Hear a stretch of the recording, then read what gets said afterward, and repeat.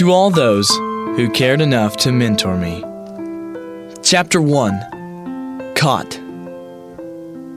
I can't believe I'm in here again. I promised myself I would never be back. I fell back into the lower bunk, my head in my hands. The other inmates were watching TV at the end of the unit, so I knew I wouldn't be disturbed. I could afford a few moments to myself.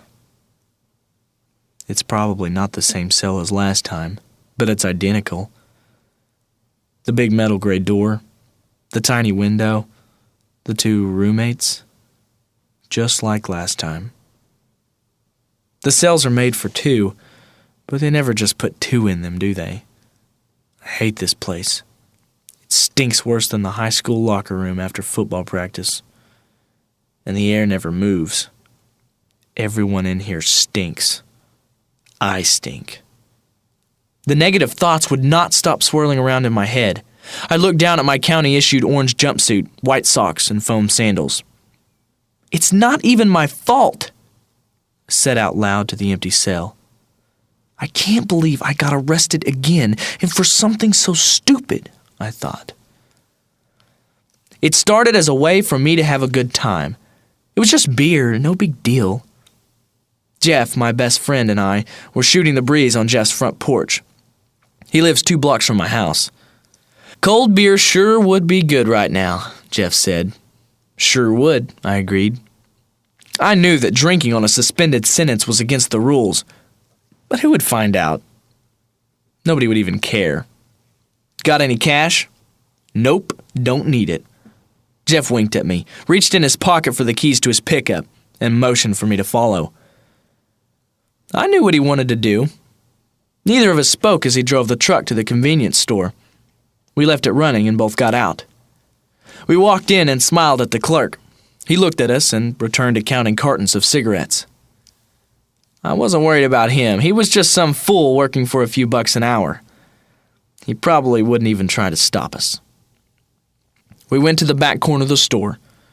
Jeff and I both grabbed a 12-pack of beer and headed toward the counter. The clerk stopped counting, turned toward the register, and had just enough time to see us laugh and run to the truck. The clerk was on the phone by the time I closed the passenger door. Jeff backed the truck away. I tore open the box of beer and grabbed a single can. We both laughed like crazy because we got away with it. Jeff drove the truck out of the parking lot, turned right, and headed south. He waited until he'd made the turn to pull the light switch on so that the license plate would not be illuminated. Just 3 more turns and we'd be home free, well on the way to a great night. Not 1 second after the lights came on, the truck died. That's when we stopped laughing. I looked at Jeff in amazement.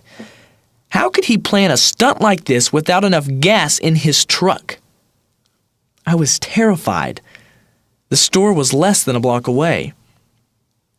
It must have been a slow night for the cops.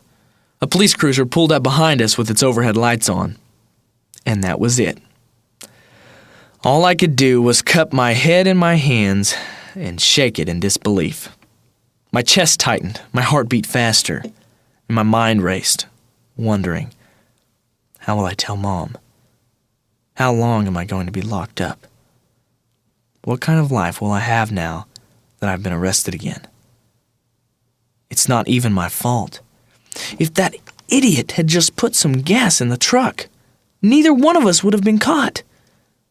My life sucks. None of that mattered now. Nothing mattered.